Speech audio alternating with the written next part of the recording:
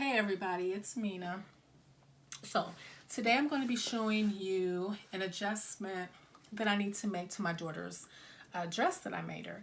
Now, you did see some pictures of a dress that I made for my daughter where for some reason or another it was gaping in the front and in the back. It didn't fit her well and she didn't feel too comfortable with that. She loves the dress, but she's like, Mommy, it doesn't feel right. And I can see why. But I never really had this issue when I make her clothes. I've had this issue with me when I make my clothes, and I've done an adjustment. So what I'm going to do for her, so that she can still enjoy a dress like that, she'll still be able to wear the dress that you've seen pictured, but she'll have to actually grow into it. So a good thing is that she'll probably more than likely be able to fit it next year because she'll probably have grown in the chest area. So, because a lot of times when I cut her patterns, I cut her bodice patterns based off of her upper bust measurement, and I really don't have these problems because she's a child. She's 8 years old. She doesn't have curves. She's basically straight up and down. So I don't have to make all the adjustments that I would have to make for my body for her. All right, so, but for this particular pattern, it's gaping in the front and in the back. And again, when I pinched off, what you see me pinch off was an inch on this side and an inch on this side, and that was for the front and the back. So how much I'm going to have to make an adjustment on this pattern to the front and to the back, I'm going to have to make 2 inches, 2-inch adjustment for both. So that's a total of 4 inches. All right. So to show you what I'm going to be doing, the first thing that I'm going to do is now this is her waistline right here. I'm going to draw a stitch line, which is 5/8 of an inch up from her waistline. Okay. I just drew a line. I'm going to just be using that line as a guide because I'm going to have to cut this pattern in half. Ultimately, what I'm going to be doing is doing cut and slash. I'm going to be using the cut and slash method to decrease her neckline. Okay, so first thing that I did is I created a stitch line 5/8 of an inch above the waistline.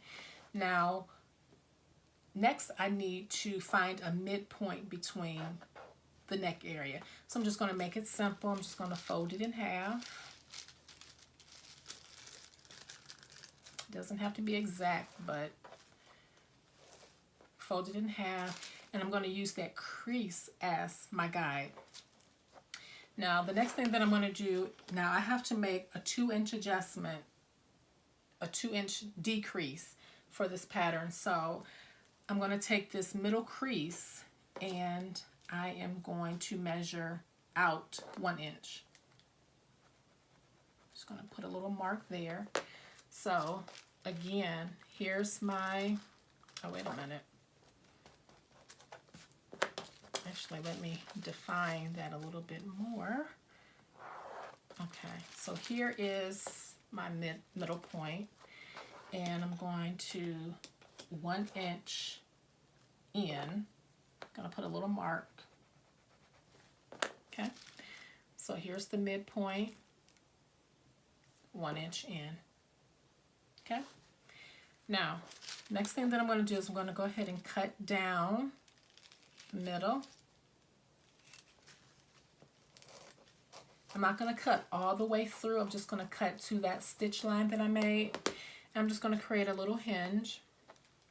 So you see I didn't cut it all the way through.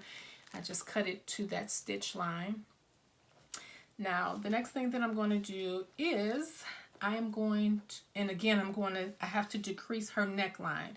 So I'm going to take this little mark and I'm going to line it up with the center. So I'm just going to hold my pattern like right here with my pointy finger, and I'm going to take that and move it over to the center. Okay. Put a little pattern weight there. And I am going to tape.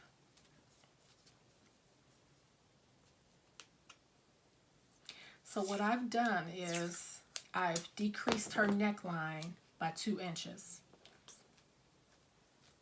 It will be decreased by 2 inches. Just gonna put the tape here. All right. And you'll see that in this pattern, when I made that decrease, I did not change anything, her waist measurement or anything. And you'll see that the only adjustment has been made has been in the neckline. And you see how it comes down, and it comes down to nothing. So again, I'm not changing her waist size or anything. The only thing that I've done is I've decreased the neck area of this pattern.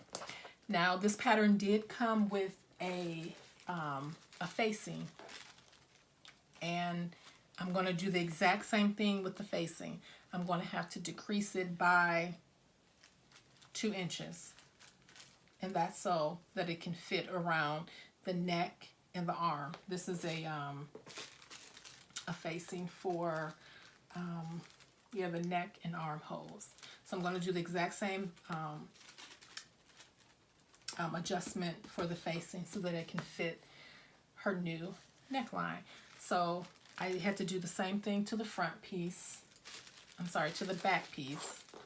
So I did the exact same adjustment, made a stitch line, used it as a guide, folded it in half, and just simply brought the middle point over to the center of the center back.